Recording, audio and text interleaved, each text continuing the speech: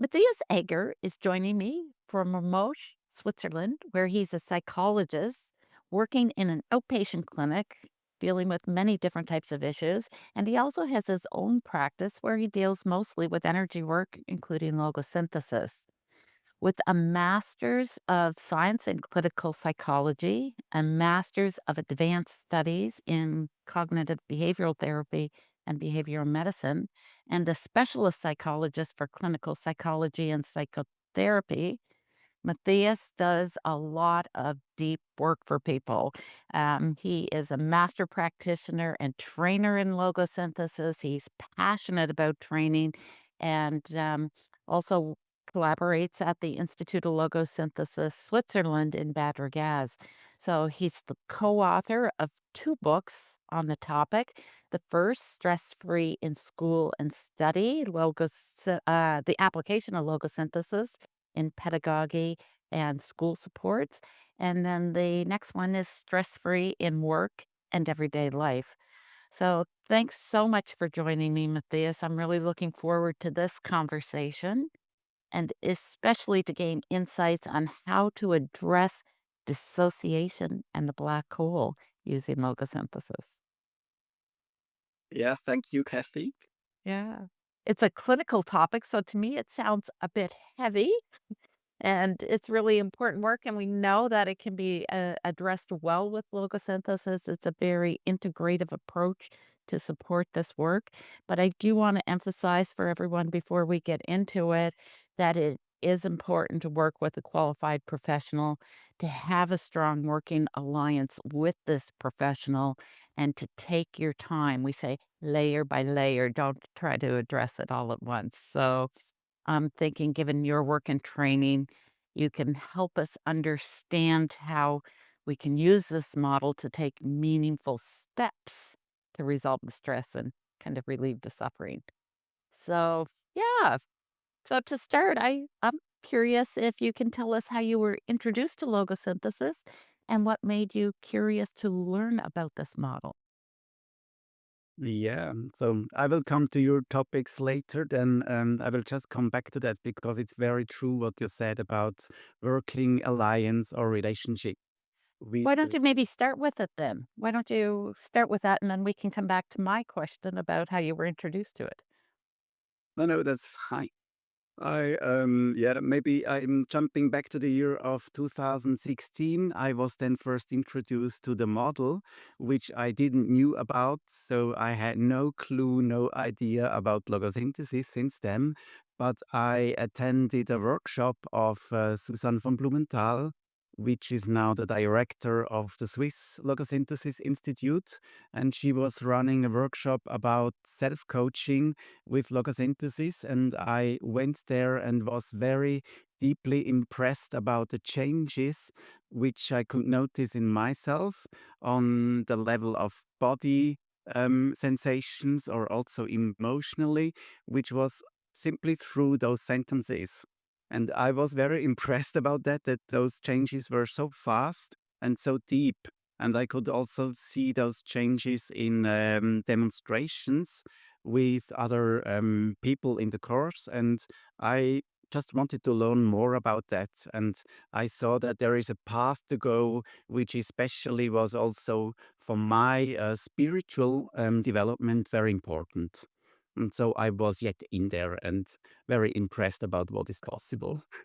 Yes, and I think probably the more you learn, the more intriguing it gets, doesn't it? Yes, it is. And I had no clue about any imagination of what could be there, you know. I was just, as a beginner, new and started there my path. Interesting. So, can you give us an overview of the concept of dissociation and the black hole from a psychological perspective? Yeah, so when we talk about dissociation and the black hole, my patients or clients usually don't come to my practice and say, hello, I'm in a black hole. Of course, normally they come and they come because they suffer, and they're suffering of physical or emotional symptoms. And when I talk to them, we often hear some symptoms like sleeping disorders, or they have a loss of appetite, or they lose their energy and vitality, and they're just seeking for help because they have some problems which they don't know how to overcome or how to solve them. And so when we speak about dissociation, then it means in clinical terms that there's just a split off of our experience of consciousness. So that means we're not sleeping, that there is also another state of consciousness, but there is like a separation of what we usually are aware of, and which is like a flow of consciousness all the time flowing. And if this splits off or cuts off, then it's just another state of being, which we call also like a depersonalization. So it's like a sensation of being not in myself and not really connected to myself. And then we lose also this coherent experience which we normally have. So normally I'm feeling as a whole human being, which is thinking and which is feeling and which is also acting or dealing with problems. And we lose just this connection of this coherent feeling. And that's the clinical perspective on dissociation.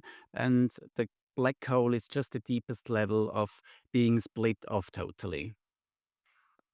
So from psychology, you would tend to work it a certain way. How does logosynthesis, maybe some of the similarities and differences of how you would approach this work to help relieve the suffering for a client? And often we say it's not just one model that we're necessarily going to work with. What are the benefits of integrating logosynthesis in this work? Yeah, so in the logosynthesis framework, the black hole means the deepest level of dissociation. And maybe I'm just outlining the other levels to understand what the zero level or the deepest level means. So the term of the black hole is, of course, um, rooted in physics. So it means they're all space and time is like freezing. And that's also the meaning in our work of energy, or when we work with logosynthesis. So the level zero or the zero dissociation means just that all life energy is freezing. That means that all this free flow of energy is stopping, and like it's like coming to a standstill. And then we have the first level. That means that they're all painful experiences we perceive somewhere in our lives. Maybe it's something that is emotionally hurting, or we experience an illness or an accident, or we have thrown some unfriendly sentences to myself, which I'm not able to process and to deal with in that moment. So everything that means like a painful or hurting experience is on level one. And the level zero is not really a qualitative different thing. It's like more in quantity of just stopping the whole flow. And then over that level one, we have on that dissociation level two, we call those all survival modes, or maybe strategies which help us to survive. So every strategy which is helping me maybe to suppress or to repress those painful feelings, to split off that old pain, is like a mode to survive. And we often learn then, for example, in our family, there shows some ways of dealing with emotions. Maybe we drink a lot of alcohol, or we take some medication, or we just escape in hard work and try to struggle and always working just not to feel every time this old pain. And then we have on the third level, like the level of symptoms or illnesses or also diseases, when those strategies on level two come to that end. So every time when we are challenged from life to um, go into a new, maybe new stage, or that we experience new ways of living which are challenging us, then it very often does like stop this old mode of survival. And then we just get ill or we suffer because those old strategies don't help anymore. And maybe the level one is often also associated with abandonment, or it's a dark level. There is, yeah, a feeling of darkness or loneliness also, where we just feel alone, and there is a feeling of there's nothing anymore, and I don't see, don't hear, don't feel anything anymore. Yeah, so what are the most common ways that this dissociation manifests? Like you gave some really good examples of each of the different layers. Um, Because it is a little bit of a progression, right? When we're really small and we experience something that's very painful and we block our energy, then we find coping mechanisms and they tend to work for a while. For me, my coping was always be strong, go fast, all of those that have worked very well. And then it gets to the point where they're a little bit sabotaging is kind of the word that I would use. You couldn't even really see it, but it starts to break down a bit, and so, whether it's a physical or whether it's just kind of those, kind of yeah, just things aren't working the way they should, and then it starts to break down, and so how does it show up for most people, and where do you start with logosynthesis, like, when people come to you?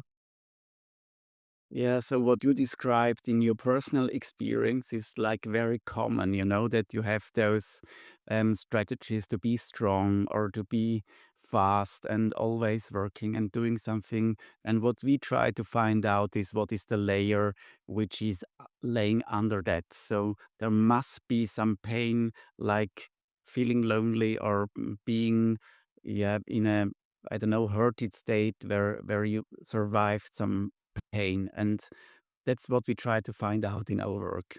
So basically, when clients come to me, I'm open for every topic because it's just possible to have dissociations in every part of the life and in every episode of life.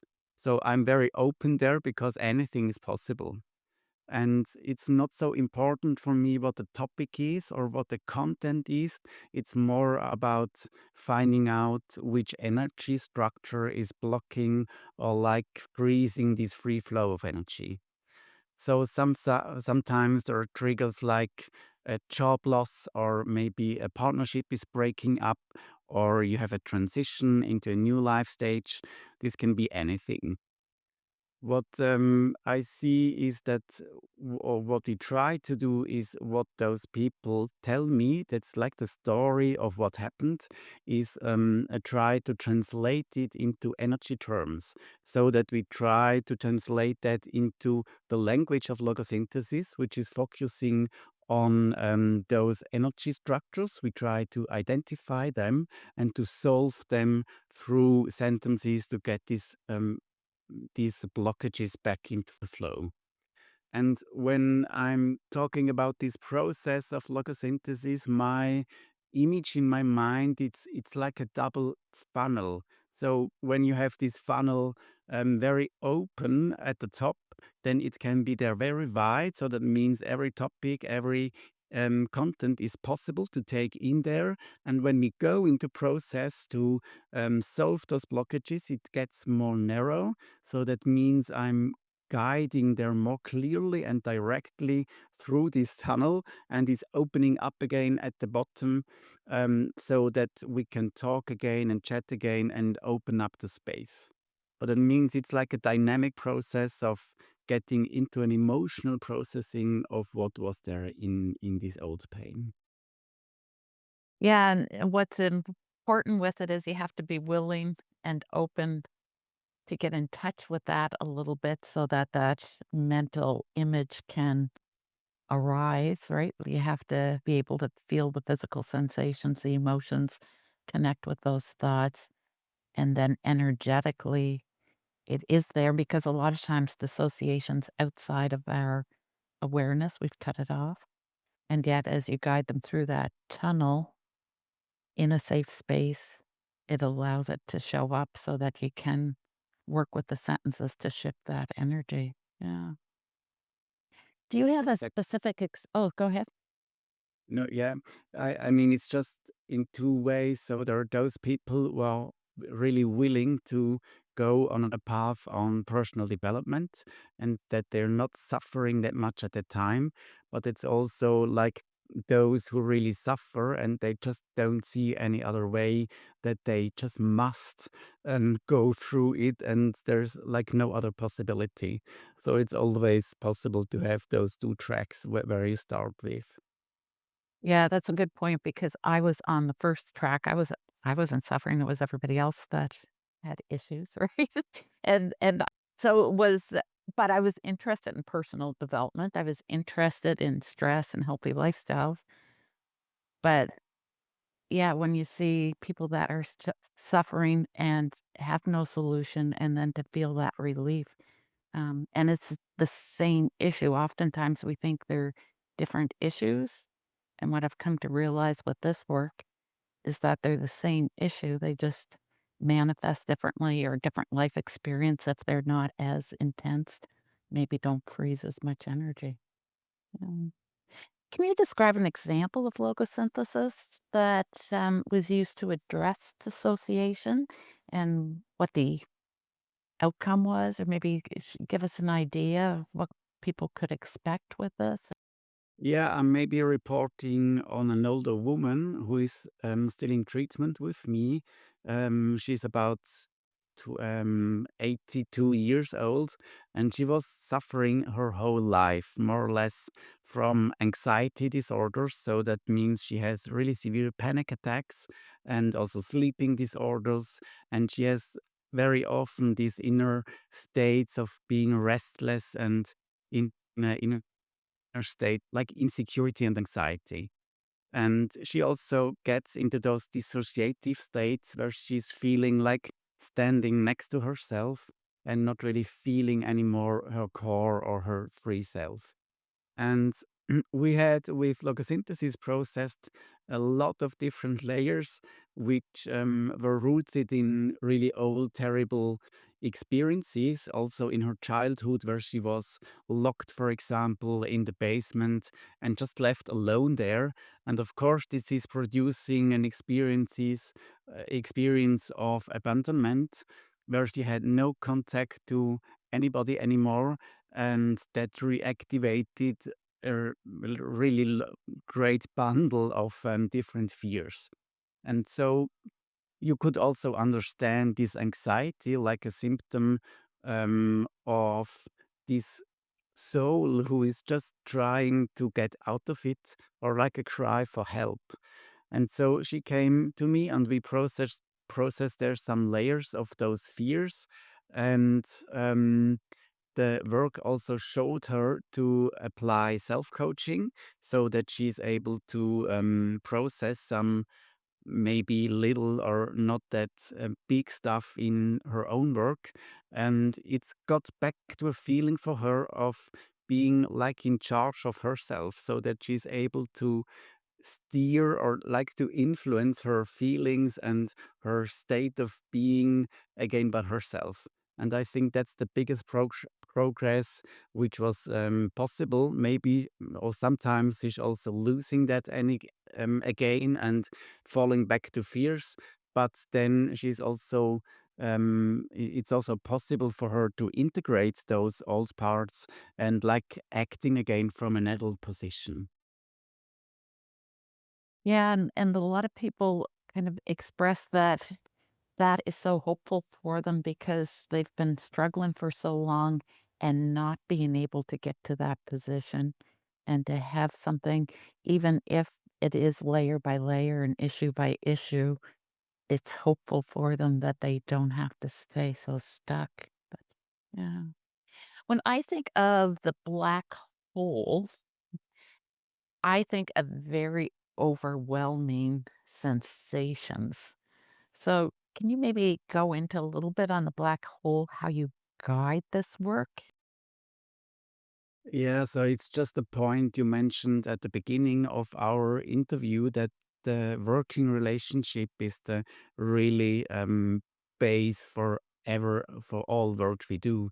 So without trust or without this working relationship, you just can't go into these processes. So the client must be somehow in a certain or safe situation that he's safe and feeling that you won't leave him alone there in those dark places, so that you're going with him through that, and that you have also this hope that he's also finding out again of it.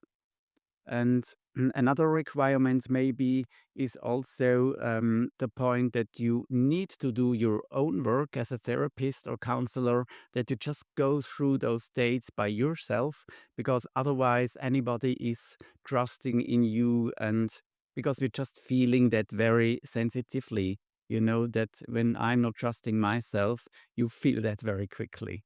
And so it's just a requirement that I went through, and that I know how it is feeling like, and also know how the process is running through. And when you have that, then you're also able to create a safe place or safe room where you can go into it and lead somebody through that. Yeah, because that whole safety piece is so critical, and for me, I have such a deep trust for the model, right? So the model allows me to I said we kinda talk about holding space for the client, because if we're bringing them somewhere and there is intensity in those sensations and we don't know what the outcome is going to be, then it can be, quite distressing for the guide, and so, um, there's a strong element for what logosynthesis as a model offers to the guide, and also, it's so important, as you say, to do our own work first, um, and kind of resolve our issues. So, can you maybe talk a little bit about the role of safety, both in helping the guides? I know you touched on it, but the role of safety in helping the guides and the clients resolve dissociated states. Yeah, maybe one point about the model. I'm very okay with that position, but I think even more important is that there is a human being. You know, you need just a human being who is there with his voice, and maybe also with a warmth that you can feel. So the trust in the model is very important, and that you can take out some experiences, what works and what is able to solve, maybe. But the first point is you need a human being which is really listening and which has open eyes and open ears, just to be there and to meet you there at the place. That's a very important thing, I think, that we just need to do in every therapy or situation of coaching or counseling. And of course, this is very much about safety. I think the whole life is about security or safety. And we need also safety to grow. So we always have, when we look out of the attachment research or attachment theory, then there is a safe heaven, or the attachment or safe place on one side. And there is the opposite on the other side of being able to discover and to go out and to reach out for new things and to learn in the world. And both are important for our growth. So we can't be stuck in one on one side or on the other side. And what we need to create in this therapeutic process is also to have this safe place, and then to start to explore and to find out what is there in these layers, for example, as energy structure, bound, and to be able to learn new things. So we need the security as basis to start, and we need then also the creativity or the learning process to create a new way or a new experience, and to go on with that. Yeah, and those one-to-one sessions are so important for that human connection. Um, but also I've learned and gained so much from the group, um, training sessions or labs that are offered, the workshops that are offered, because there's a sense of belonging and security in those groups as well, isn't it? Such as like the Logosynthesis summer conference when everyone comes together for a week and really creates a secure place that you can go so much deeper on issues than even a one-to-one session, I find it. Mm. Yeah, I think it's also the field which is helping there, that you need or that you feel this safe place, and that it is possible to swing from safety also on the other side to being or feeling insecure, because only there it is possible to learn, because otherwise you just stay with what you know yet, Yeah. and then it's not a improvement or a growth than what you can experience. Yeah, and Willem, talks to that a lot, doesn't he? That whole, you have to be vulnerable in order to go beyond. Yeah, exactly. So, as we talk about that, how does resolving dissociation really impact your client's sense of self-identity or awareness? When we talk about people growing, is there an idea of what people experience, through this work? Yeah, so I have maybe a little smile on my face because those two constructs are very psychological, you know. When I'm speaking of a psychological point of view, then identity we define like as a complex construct of the core of the human being, which includes our feelings and our cognitive or affective behaviors, and which is like the core of ourselves. The same is with self awareness. And from an energetic or spiritual view, maybe the question is more what I'm really wanting to identify with, and which aspects really belong to me and which not or not anymore. And where do I really commit to myself and what do I want to leave open? And personally, I have given up a lot of identifications in the last years because they're just not important to me or not anymore. And what is important to me is just this feeling or this connection to essence or to my true self or my true being, my core that is also representing my purpose or my mission in life. And that this was really is important for me out of a spiritual view, and all those concepts about what I have and what I'm being like in psychological states just loses this important feeling. Yeah. Yeah, I can relate to that.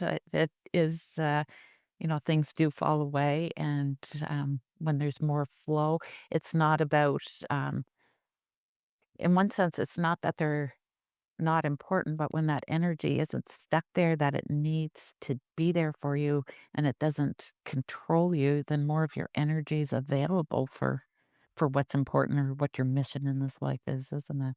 You have more Yes. energy.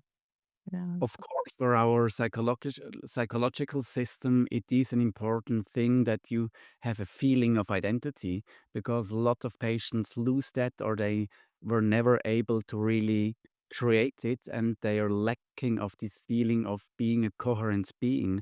And so they're searching for that the whole life, maybe. And on a psychological level, of course, this is very important to have this. It's like a basis of psychological functions, but I'm just highlighting the other level where maybe the growth or development can go. Yeah. And Willem, it does, there is the whole element in logosynthesis that we are essence in the matrix. So we are human beings with a body, a mind, a spirit, and of course there is identity around that. There is frozen energy to operate in this world, and yet it's, identifying where it's limiting, where it's getting in the way of what our mission is, what we're really here for. Yeah. So how do you ensure that clients remain grounded or safe when they're processing the energetic aspects of dissociation or black hole because of those overwhelming sensations. Yeah, so maybe we come back to the role of the therapist or the coach, because the most important thing in my eyes is that you just know where you are in the process.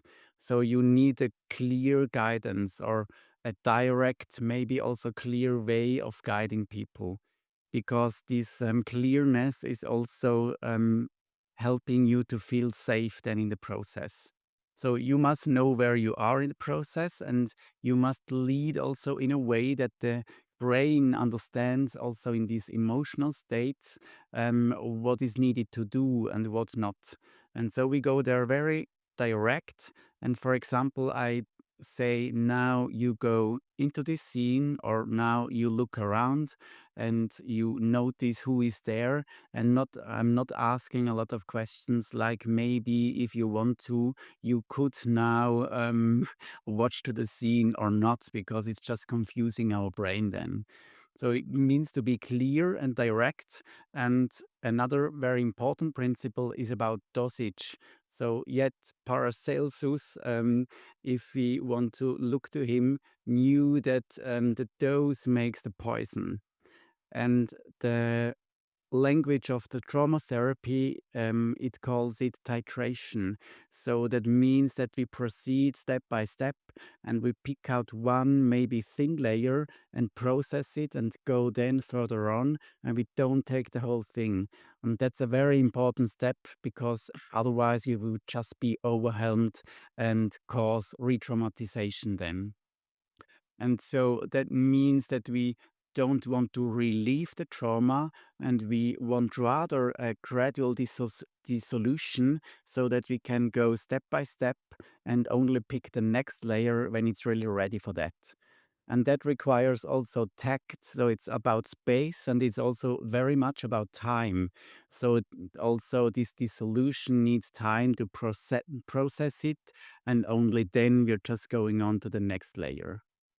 And therefore, as we talked about the spiritual level of the free self or essence, of course, it's a requirement that as therapist or counselor who is leading the process, that you just hold this connection to essence, because you are like the window to essence, which is every time there and like representing also essence. And so that's the most important aspect in my eyes, that you just are able to go through and to hold, or to have this essence connection, and that you transport this also to your clients. Mm, yeah, that's a nice way of stating it. Thank you. Yeah. So, what's a key indicator if a client is ready to resolve a really deep level of dissociation? Maybe it's a dissociation zero or dissociation one, because the everyday self coaching issues we can um, kind of resolve on our own if the sensations aren't so overwhelming that we lose ourselves in it. Um, But also one of the things that Willem talks about is that we have to be careful that we're just not, resolving all those top layers without addressing the underlying dissociation. So at some point, if we really want relief from what how we're suffering, it is to get to those layers and resolve them. How do we know if we're ready to confront it or to resolve it? Yeah, that's a very good question. Maybe I'm just mentioning one aspect of that question before, because of course the essence connection is one important thing, and then technical aspects are also very important. So what you learn in your logosynthesis education is also different protocols or techniques how you can guide people. And one is maybe to mention that the screen technique, where you just have all that um, painful experiences on a screen, and that you learn to guide people to zoom in or zoom out, and that you can take sequences out, and so that you're able to take like little slices out of it. There you can also do much, of course, in your own education and like in your applying of techniques. And to that question of the black holes, my principle is just I'm not looking for them. I'm not digging to find any black hole. So they just show up when they are there. And that's the thing about timing also. So they show up when it's time for that. And it's like in my experience, it's just um, very, very much connected to my willingness. So when I'm willing and open for the work and the client also, then it's just going where it is possible and also right at that time. So I'm not going to search for them. And also, our subconscious system knows very well what is now at that time possible and what not. And so it will just hold back what is not at the right time. And when we feel safe and feel secure, so that it is possible to to go on to a new level and process that, then it will just show up automatically. Yeah, well, your comments really resonate for me, and one of the things when I first started working with logosynthesis was I would, work with people just as, "Are you curious to explore it?" And sometimes if people felt really safe with you, something really big would open up, and you're like, "Oh my where did that come from?" And it would resolve, but it was intense, and so the training has been so important to me as far as the nuances of the work because it is such a simple, elegant model, and yet it is so deep and there's so many nuances and there's so much to be learned. Like, I mean, we could continue for the next however many years to continue training and learning, and we'd continue to learn more.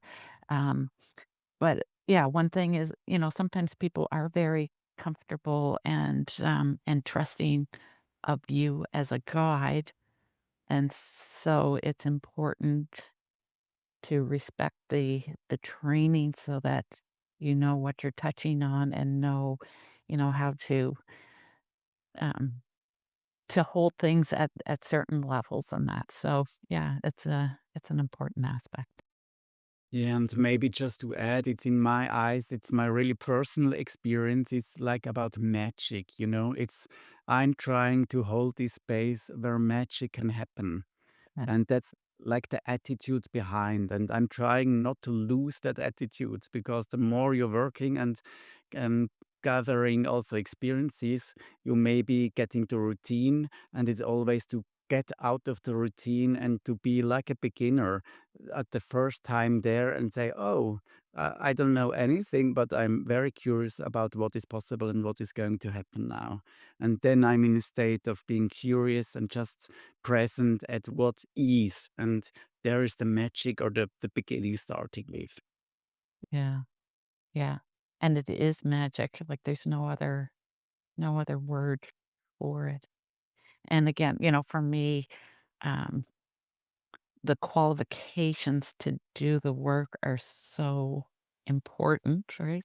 Um, and yet they can be confining, but I find in the logosynthesis training, there's a strong emphasis on not losing touch um, of your professional qualifications and yet creating that alliance with the client to work in the interest of the client. So I know I'm not really describing it well, but sometimes it's hard when people get really profound shifts and are so thankful that their suffering is gone.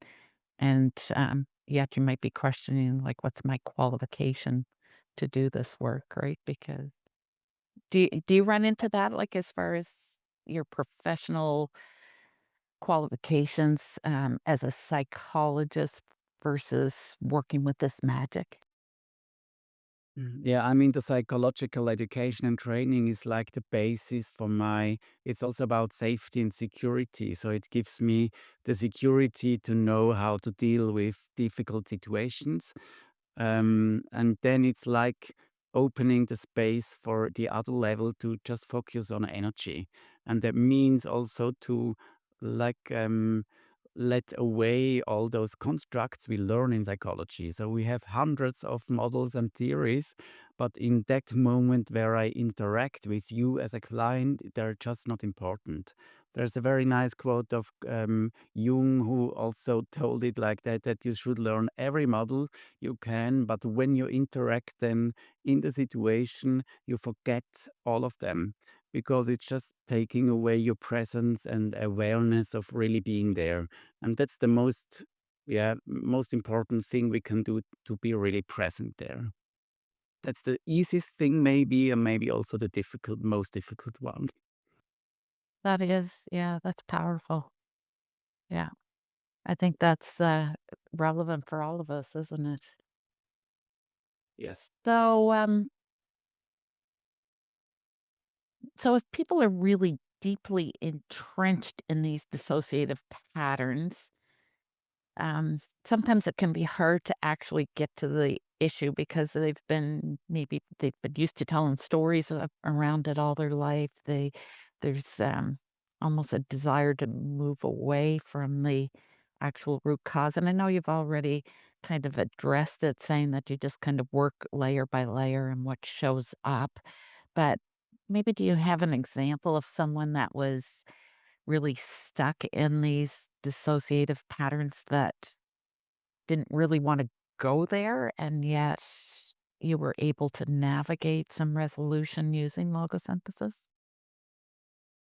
Yes, there are a lot of examples, of course. And I think to come back, like to summarize, it's really much about the working relationship and about trust. So it's just to find a way where people can trust you and that they're open to go there where it's really hurting. I'm thinking of a man who is about 40 years old who was selling cars and doing that very successfully. And then, like, the whole life collapsed with a divorce and the loss of this business he was growing up. And it was like a collapse of everything he had. And it was a different state of, yeah, losing hope because wasn't functioning anymore anything. And yeah, he was really in a depressive, hopeless state, also near a suicidal risk of just, yeah, going out of that life because it's not, yeah, it's like not a, he wasn't able to see a way of dealing with those problems and to find a way out of this depressive state. And it was also like layer by layer, just solving those old fears of abandonment, mainly, and also of loss of his parents and of other important people he had in his life. And it was like showing up again, like a little light or little, yeah, like a little call of there could be something else of only suffering and, yeah, needing to be stuck in that state. And what it is, or what it means for me as a therapist, is the attitude we call in our education being stupid and lazy and slow, which is protecting us from striving too fast or striving anywhere. So that we're just at the side or one step behind the client, or at least at the side, and not pulling them anywhere. And that was very important step, to just be there and look at what is coming up, to feel with him and to go through and not pulling him anywhere because he was pulling himself, of course, yet so fast and in that direction and another direction. And so it means like a safe pole where you stay and where you are, and where it is possible to create a new way of thinking or feeling. Yeah, so often we want to fix things, like, our tendency is almost like we need to fix this. So you pull people a little faster, and yet the model is so empowering for individuals because they can do this work and see their own inner essence, right? Their own essence and inner strength. So yeah. And I would say the theory behind, the attitude is very easier when you got to the point that not you are fixing. There's something in therapy, but it is at least the self-regulation or a self-healing in all those human beings themselves. And it is coming out of essence or out of creation, which really heals. So it's not me who needs to do something and doing it now and not in the right way. I'm very much trusting there in every human being and in the essence in themselves. And this is making this work very much easier. And it's not all that heavy stuff on my shoulders, which I need to cope with and to pull them and to take them. And it's really not on my shoulders then. Yeah. Yeah. But it's more like running through my system and going through and helping them to identify or to clarify or to address some energy structures. But it's not me who is doing the healing. Yeah, because that kinda puts us in a little bit in a God complex, right? That we're gonna fix everybody, and yet with this work, we're slow, lazy, stupid so that people can do their own work, and that has such more lasting impact for people, and it's not demeaning them because they are essence, they have that Yeah. ability, and it's not, we're not the ones that are going to fix them, but maybe we can help reveal who they really are. Yeah, Yeah. exactly. It will otherwise lead yourself into burnout. Well, and you may be dragging people down a place where they're really not meant to go, right? Like, Yep. we may have in our head what they should be doing, and yet, that's just our impression. So, yeah, we may be leading them where they're not meant to be led either. So, have you noticed any? I'm thinking we probably have to start wrapping up a little bit, but I'm just wondering if there's any big recurring themes that show up in this work for you and how you would address them. Yeah. Abandonment or like, And what we find, of course, very often are those massive or also early boundary violations. So I think that's very much attached to that feeling of black holes because it's just um, they're hurting in our integrity or also in our dignity. And always when we violate those could be psychological or physical or also sexual levels of not respecting this integrity, then we just leave people with deep scars and maybe also with these old conclusions or beliefs about themselves.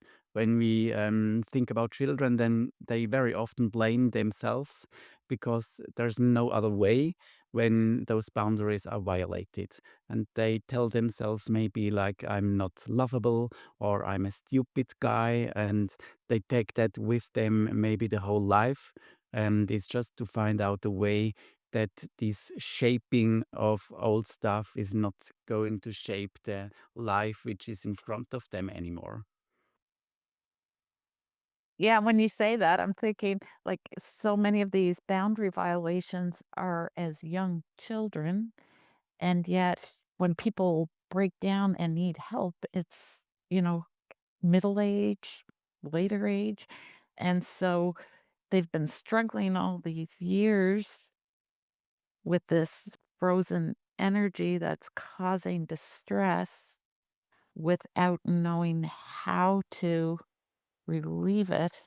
So to me, as you were saying that, I'm thinking, okay, so maybe we have to start with your book about stress free in school and study, and support children how they can let go of some of this so that it doesn't continue. That we don't have to wait until we're broken to relieve the distress. Mm. Yeah. Yeah, I'm not, I'm not so sure about that because when Okay. I myself, then of course it's a wish to protect myself the best way I can, and the same thing for my children, of course.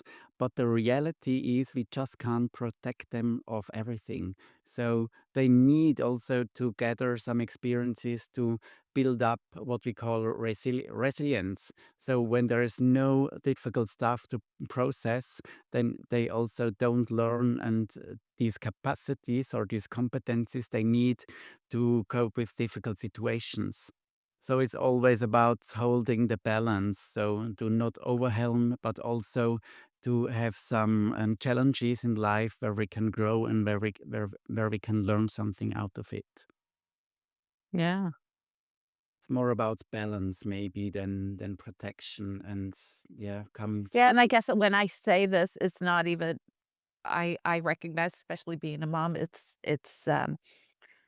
giving our children or the personal capacities so they can do what they, wish to do in the world, right? And to me, this can be a resource if we know to help free our energy to live our mission, and so, yeah, I'm thinking it's probably, a bigger discussion, as far as how we do it, because part of me is my wish as a parent that kids didn't have to suffer, and then the other piece is the reality that when we know better, we do better, and so, sometimes are we stuck in struggles when there is a way out that we are not aware of, but Yeah, yeah. and the good thing is children very often are very well connected to their essence because there's just not a lot of things which is disturbing it. And as when we let them their space and just let them be like they are, then they're like growing up in the shape and in the form which is meant to be. So Yeah. I'm just having a session afterwards after our interview with a nice boy, and I'm very much looking forward to that because he's so much in his essence, and all the stuff we can solve is like little things we take out, and then it's just this feeling of having energy back again. So Yeah. that's a nice work to do. Yeah, maybe another issue for another interview then. Yeah, exactly. Because 'cause I'm thinking, okay, where I struggled was as a parent to let my kids have that space, right? And so that's what I'm so grateful for this work that it has shifted so that I can give them the space to do what they want to do. So that's my again, as Willip says, "Kathy, if it bothers you, it is your work to do." So, yes. Um, so key message, anything you would like to leave with people who struggle with dissociation or maybe other professionals who are curious to learn more. Yeah, maybe I'm just placing one thought that means where there is shadow, you will always find light. So there's always another side of the medal. And so when you're on the dark side and yeah, feeling hopeless and not seeing the way, then you just need also to trust there must be light somewhere. And what we call it out of the logosynthesis theory is also that the true being, your true self, does not suffer. This sentence helped me a lot through difficult stages in my life, and I'm always remembering that and also saying that to myself. The true being does not suffer. It's all other aspects on psychological, physical levels we find that makes us suffering a lot. But the true being, the true self out of essence, just does not suffer. Well, yeah, and that's a simple statement and yet so profound, isn't it? Yeah, Mm. it helped me a lot personally. Yeah. So before we leave, I'm going to share the link to your website and so people can find you in that. But is there anything you would like to share that you're working on upcoming or? Yeah, maybe I'm highlighting one workshop which is called The Path of Love, which is focusing on living relationships out of essence. This is a workshop which is taking place in the Logosynthesis Institute Switzerland in Bad Ragaz at the end of June, together with my colleagues Corinne Sutter and Christine Anerud. and it will be just very lovable to see you there and to explore some yeah, issues around relationships and love there. Thank you. Thank you so much for this conversation, this interview, and I look forward to sharing it widely. I thank you so much. See you.